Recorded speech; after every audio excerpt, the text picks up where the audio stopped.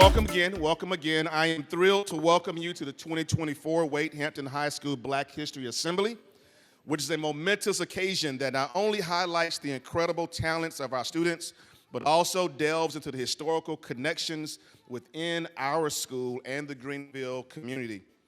This year's assembly is particularly special as we have the privilege of hosting a very distinguished guest, Miss South Carolina of 2023, Miss Jada Samuel, whose remarkable journey from a lifestyle reporter to a digital strategist in the political arena serves as a beacon of inspiration. And you're gonna formally meet her later on this afternoon, or this morning rather. As the proud principal of this school, I am truly honored to witness the diverse and vibrant contributions of our student body. Our commitment to fostering an inclusive and supportive environment is reflected in events like this, where we come together to celebrate the rich tapestry of American history and the interwoven aspects of Black culture. Now, Jada Samuel's keynote address promises to highlight several things in today's assembly that we know will result in resilience and dedication and a steadfast commitment to making a positive impact. And we know that message will resonate with all of you here because it matches the values of our school. I want to express my immense pride in our students who have worked diligently to showcase their talents and contribute to the success of this assembly, and you'll experience some of them later on this morning. Your dedication to excellence is evident, and I applaud each of you and every one of you for your commitment for making Wade Hampton a place of unity, understanding, and appreciation for diversity. Now, throughout today's program, I encourage you to engage wholeheartedly with the performances, engage with the historical insights you're going to hear about today, and engage with Ms. Samuel's keynote address. Let this assembly be a moment of reflection, learning, and celebration of the contributions not only of the Black community, but of our shared history. Now, at this time, we'd like to stand in silence while we have a presentation of the colors presented by our Air Force JROTC, followed by the pledge and the singing of our national anthem. Please rise.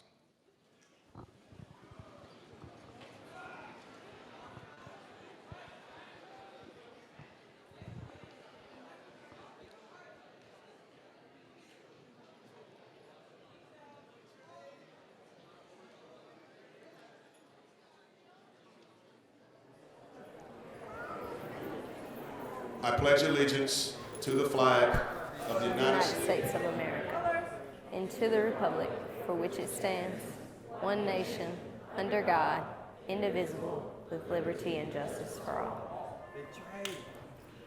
Oh, say can you see by the dawn's early light what so proudly we hailed at the twilight's last gleaming, whose broad stripes and bright stars through the perilous fight o'er the ramparts we watched were so gallantly streaming, and the rocket's red glare, the bombs bursting in air, gave proof through the night that our flag was still there. Oh, say does that star-spangled banner yet wave o'er the land of the free and the home of the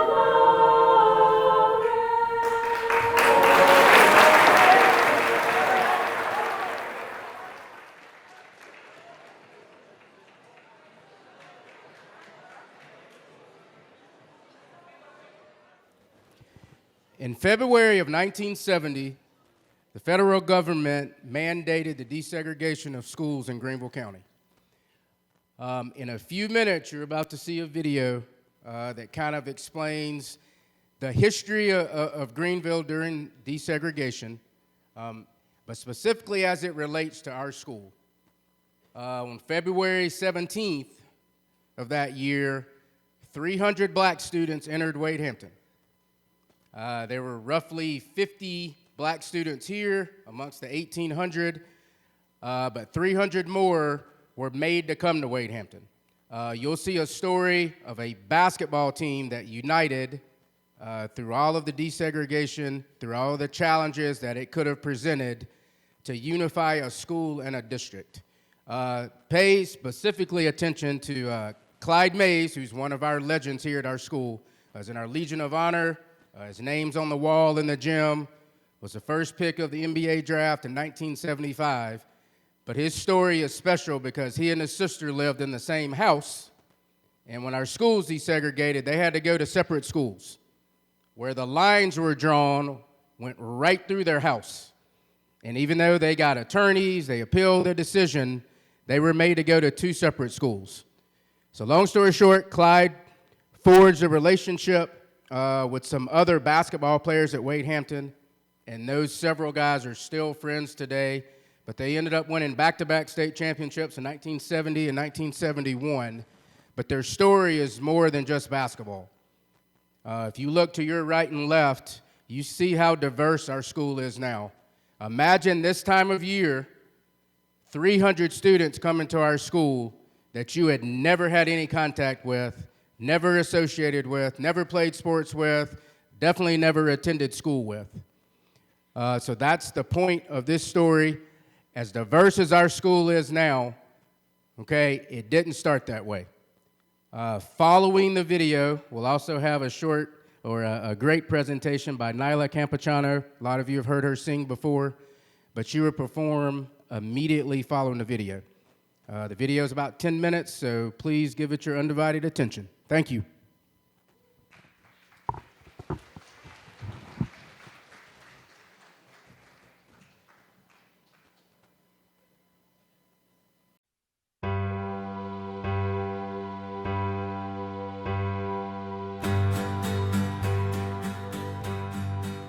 Wade Hampton High School opened its doors in September of 1960. Over the past 60 years, the school has earned a reputation as one of the top high schools in the area. Wade Hampton's athletic teams have won many state championships. The boys basketball team captured the school's first state title in 1970. To understand the significance of that championship, we must first understand the history behind it. After the conclusion of the American Civil War, slavery was outlawed, and for the first time, African Americans were recognized as U.S. citizens. They were allowed to vote, own land, seek their own employment, and use public accommodations. Federal troops occupied southern states to oversee the process of Reconstruction. In 1877, those troops were withdrawn, and over the next 3 decades, the civil rights that blacks had been promised during Reconstruction crumbled under white rule in the South. In 1896, the United States Supreme Court upheld the constitutionality of segregation. The court validated the legal separation of public facilities so long as equal facilities were provided for each race. Public facilities were established for blacks throughout the South, and while they were separate, they were anything but equal. Laws known as Jim Crow laws were passed to place restrictions on every aspect of life in the South. In southern communities like Greenville, South Carolina, blacks and whites were not permitted to work in the same room together, drink from the same water fountains, or use the same restrooms. Nowhere were the inequities of the separate but equal doctrine felt more severely than in public schools. On May 17, 1954, the Supreme Court ruled in the landmark Brown versus the Board of Education case that dual school systems for whites and blacks were unconstitutional. The court concluded that racially segregated schools are inherently unequal and found support for its decision in studies that showed that minority students learned better in racially mixed classrooms. Greenville, like so many southern communities, moved slowly with its plans to desegregate its schools. 16 years after the passing of Brown versus Board of Education, only a small percentage of blacks in Greenville County attended schools with whites.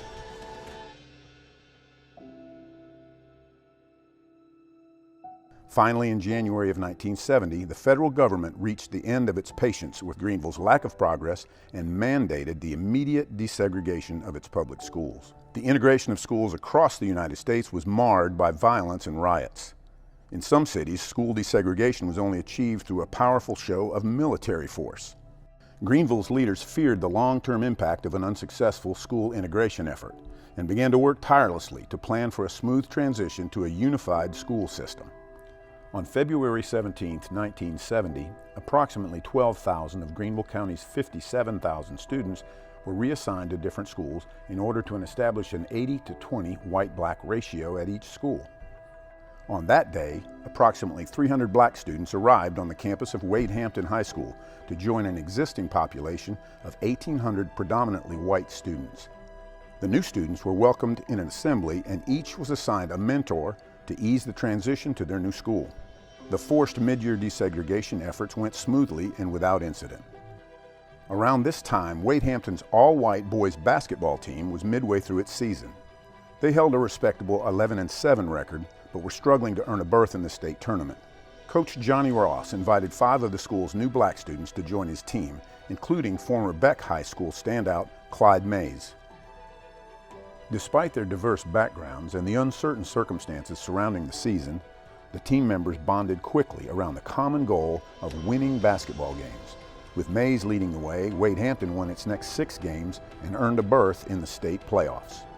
The Generals dominated play in the state tournament, outscoring its 3 opponents 214-140 on their way to capturing the state 4A championship. The 1970 boys basketball team marked the first time that white and black athletes had competed alongside each other in a Wade Hampton Generals uniform. The following school year, many black students and parents remained concerned about the lack of representation they were given in their new schools, as well as the continued use of many offensive Southern traditions, such as the playing of Dixie at school events. Meanwhile, whites expressed fears about safety in the schools. Tension over these issues reached a boiling point in November of 1970, and a series of fights and riots broke out at 8 different Greenville County schools, which brought police patrols to some schools and put National Guardsmen on alert. Wade Hampton was able to avoid any serious incidents during this time of unrest. In the midst of these disturbances, the Wade Hampton basketball team began preparations to defend its state title. Excitement surrounding the team provided a needed diversion from the unsettling events of November of 1970. The Generals won 20 of their next 21 regular season games and advanced through the state playoffs, setting up an epic 1971 4A state championship game against Dreer High School. The game was played in Columbia's Carolina Coliseum and featured a marquee matchup between Wade Hampton's Clyde Mays and Dreer's Alexander English. Both Mays and English went on to become high school and college All-Americans. Mays was the first player selected by the Milwaukee Bucks in the 1975 NBA draft, and after 2 years in the NBA, he enjoyed a successful 12-year professional career in Europe. English played 15 seasons in the NBA and is a member of the National Basketball Hall of Fame. He is the all-time leading scorer for the Denver Nuggets. Mays scored 21 points and grabbed 19 rebounds in leading the Generals to a 61-53 win over Dreer, giving the Generals their second state 4A championship trophy. Prior to the 1971 championship game, South Carolina's black high schools had competed for separate championships with little or no public recognition from the larger community. The championship duel between Mays and English ushered in a new era of high school sports in South Carolina. Never before had 2 black athletes garnered such statewide attention in a fully integrated championship game. And never before had 2 black superstars led historically white schools on a stage as large as the one in Carolina Coliseum on the evening of March 6, 1971. Mays and English pioneered a new era of fully integrated athletic competition in the state and inspired the next generation of young athletes. The significance of the back-to-back state championships by the Wade Hampton Generals in 1970 and 71 should not be overlooked. In a post-civil rights era in the Deep South, at a high school named in honor of a Confederate general, the game of basketball provided a unifying force between white and black teammates. It propelled a diverse group of young men to play together, to like and respect each other, and to become champions. They were teammates and they became friends. Many of them remain close to this day. On their way to becoming champions, a few important life lessons were also learned, none more important or profound than the one shared by James Big O Brooks, a member of the 1971 team, when he said, "When you play basketball together, you realize that we really aren't that much different." Let us all be inspired by the example of the mighty Generals.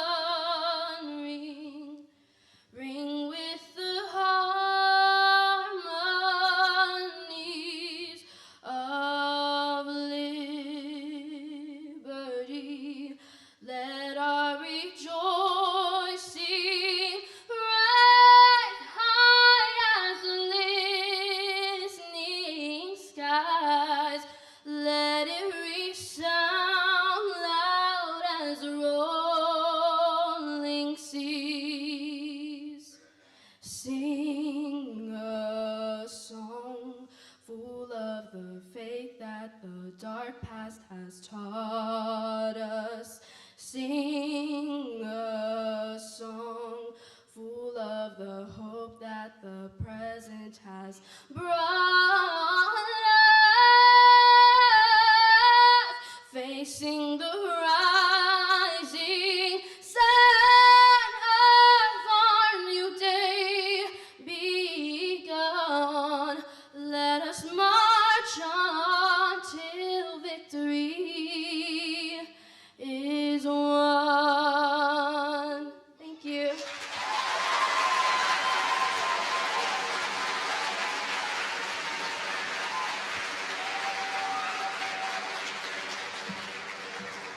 Hi guys, my name is Jaira Ellerby and I currently serve as your senior class president. Miss Jada Samuel is from Greenville, South Carolina. She is known to be a creative communicator, change agent, and inspiration to all girls. Jada has been competing in pageants for over 5 years, where she has been awarded over $85,000 in scholarships. In 2023, Jada was crowned Miss South Carolina. She became the first woman in 60 years to win performing a dramatic monologue. She was also the eldest woman in the program to ever win the title. Jada attended the University of South Carolina, where she earned her bachelor's in journalism. After graduating, she began her career as a lifestyle producer and reporter, before transitioning into the world of politics as a digital strategist. Jada is currently entering her MBA with a focus in marketing. Among these things, Jada is a proud advocate of mentoring programs that help empower young girls mentally, physically, and spiritually, right here in South Carolina. She is also the author of a children's book called Joy on a Journey, where she highlights the idea that mentors can come from diverse backgrounds, have different experiences, and still add value to our lives. Jada is a member of the illustrious Alpha Kappa Alpha Sorority Incorporated. Please help me give a warm welcome to Miss Jada Samuel.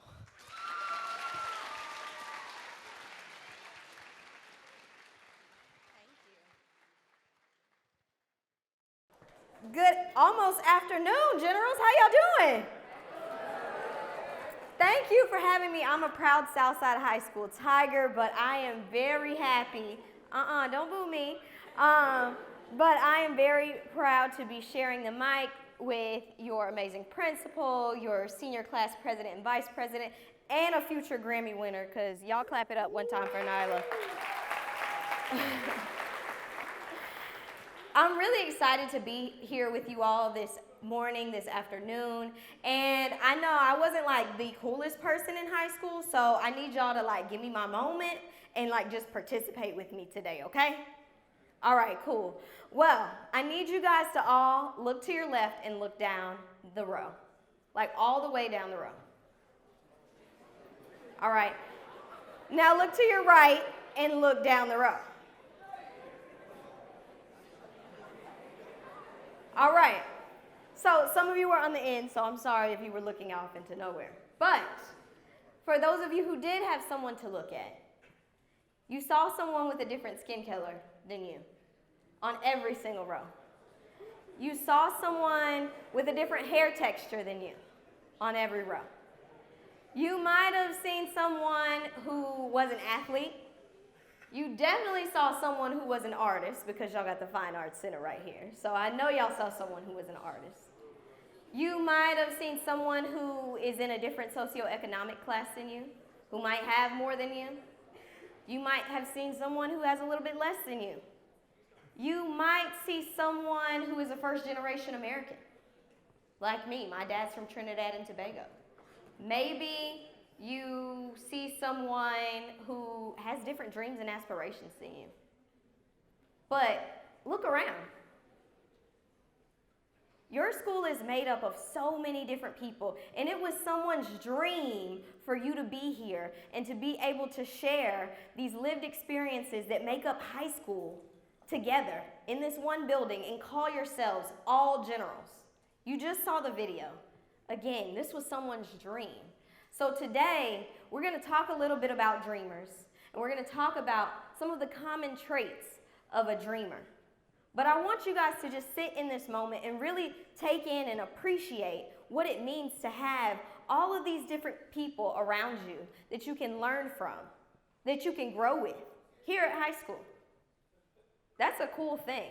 And if you don't value it now, I promise it's something you'll value later on in your life. All right, so this is where I need y'all to participate. So we're going to talk about the common traits of a dreamer, but I need y'all to like say it back to me, okay? And even if you don't want to, just do it because, again, I need my moment to feel a little bit cool with y'all, okay? All right. So the first letter in dream is the D. All right? Oh, that was inappropriate for high school students. I'm sorry.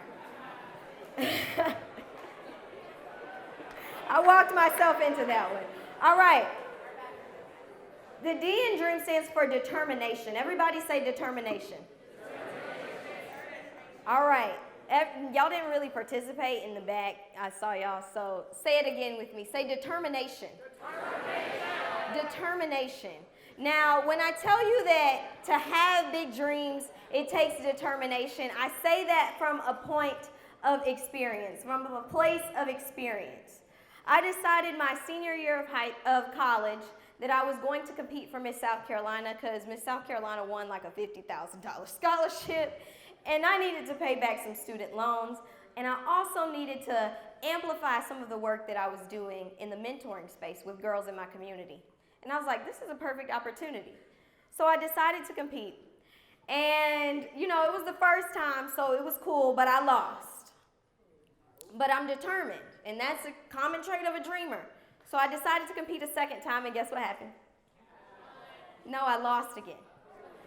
Yeah, I know, it's kind of crazy, but you know, I'm really determined.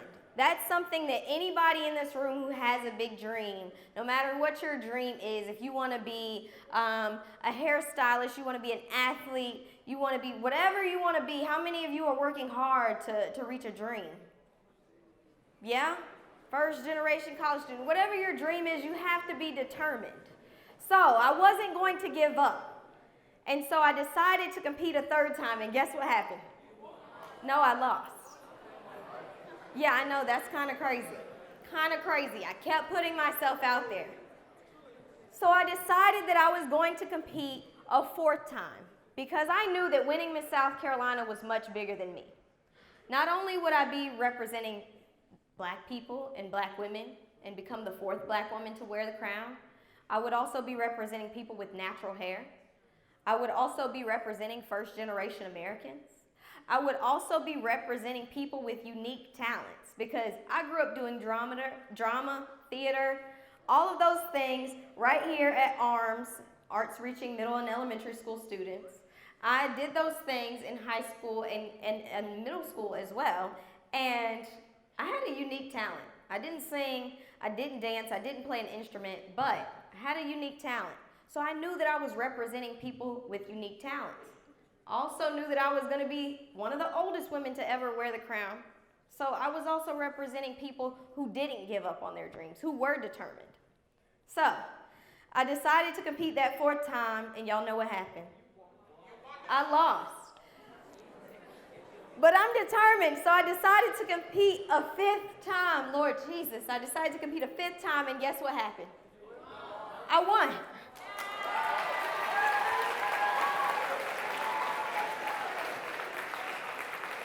And I tell you that story not to talk about myself, but because there's someone in this audience who has a dream, and you're already like, okay, I didn't get it the first time. I didn't make the team the first time. I didn't get into the college I applied to the first time. I didn't do whatever the first time. Maybe when you get to college, you're like, I want to apply to the nursing program. I want to apply to this program. You don't get it the first time, and you're going to think, I need to give up on my dream. It's not for me. Well, I'm telling you that you have to be determined. And everyone who has a dream of any kind, you have to be determined. And if I can try 5 times, you can at least try 5 times, okay? All right. Y'all ready for the R? It's resilient. Everybody say resilient. All right, so that's kind of like synonymous with determined in a lot of ways. But how many of you have heard the phrase, nothing worth having comes easy? What that mean? That means that you have to be resilient. There are things that are going to happen in your life. People that are going to tell you that you can't do something. People that are going to tell you you can't reach this goal. You can't do X, Y, Z. There are going to be people that try to tell you that because maybe the color of your skin, maybe because of your gender, maybe because of the way that you identify, maybe because of where you come from and what you have. But remember that you have to be resilient. In the same way that you have to be determined, you have to be resilient in order to reach your dreams, okay? All right. So now we're ready for E. Everybody say educated. I know, and y'all are like, oh, we're in high school, like, I don't want to talk about school anymore. But even if you want to be a gamer on Twitch, you still got to be educated. You still got to study the people who did it before you so you can do it just as well or better, right? Exactly. You got to be educated no matter what you want to do. You want to be a lawyer, a doctor, you want to be a neuroscientist, you want to study diseases, you want to be a politician. Whatever you decide to do, you have to be educated. So take advantage of being here at Wade Hampton, of being able to learn from not only your teachers, but be able to learn from your peers, the people that I told you to look around at earlier. All right. The next letter is A. And before I tell you what A stands for, how many of you were in, what grade were you in when the pandemic came? 6, 7, 8. All right. So a lot of you already know this next word and you know how to apply it to your life. The next letter is A, and the A stands for adaptable. Everybody say adaptable. Adaptable. All right. You've already had to do that once in your life. You faced something that your parents and grandparents hadn't even faced. You've already been adaptable at some point in your life, so you know how to adjust when things come your way. Things aren't always going to be easy. You're going to have to figure out, okay, how do I pivot? This is hard. This is something challenging. Maybe you became an older sibling, or maybe you have younger siblings. Maybe you had to move at some point in your life. Maybe you had to change schools at some point in your life. Maybe your family lost everything they had at some point. Maybe your parents, one of your parents passed away. Maybe your family dynamic changed. You've had to be adaptable at some point in your life. Many of you have had to be adaptable. And even if you think that you haven't, you had to go through the pandemic and you had to be adaptable. So you have what it takes to get through challenges. You have what it takes to adjust. And to be a dreamer, you got to be willing to pivot and adjust. All right? So you guys know, you got to be willing to do that in order to have big dreams and to follow through on those big dreams. And y'all ready for the last letter? It's M. And the M stands for mentored. Everybody say mentored. Mentored. All right. So how many of you have a formal mentor already in your life? Or maybe you have a relational mentor. You have someone that you just look up to and call your mentor, and it's not like formal. All right. Not everyone raised their hand, but a lot of you are on teams. A lot of you are in chorus, band. You have teachers, counselors. You have people in your extracurriculars outside of school that you look up to. These are the people that believe in you. They encourage you. They let you talk about your feelings. They let you talk about your dreams, your goals, your aspirations. These people serve as your mentors. And if you don't have one, I need everybody in here to pinky promise that y'all are going to reach out to someone.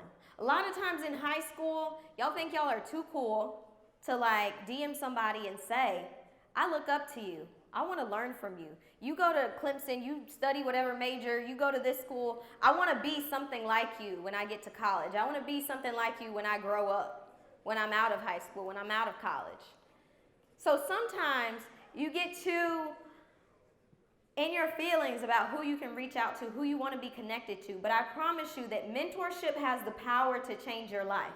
Mentorship is what's going to help you to reach your dreams in a way that you didn't even know you could do it. Okay? Mentors are going to be the people that are going to give you that extra boost to get exactly where you need to go. So, all right, my mic cut off. It didn't want me to do this activity with you, but I'm going to do it anyway. All right. Remember when I said I needed y'all's participation? So, it's important for us to acknowledge what it takes to dream big, because so many people came before us and laid a foundation for us to be here, to be in this same space, and to continue to have our own dreams that we can work towards. So, I need you to repeat after me. I am a dreamer. I will be determined and resilient in pursuit of my dreams.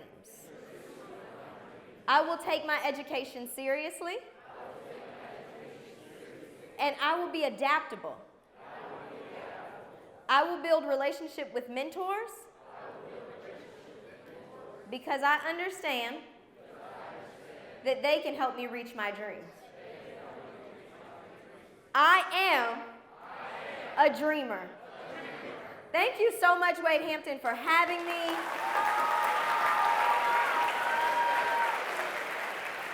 When I was in high school, there were lots of speakers who would come, and I wouldn't necessarily remember who they were, but I would take a little nugget of what they said and carry it with me for the rest of my days. So I hope that even if you don't remember who I am, which I'm Jada Samuel, and y'all can come and take pictures with me after and tag me Miss America SC, but if you don't remember anything else, just remember that you all have what it takes to reach your dreams. You are worthy of being able to chase your dreams no matter what you look like, where you come from, or how much you have. And so I want you to continue to be a dreamer and pursue your dreams. Again, thank you for having me.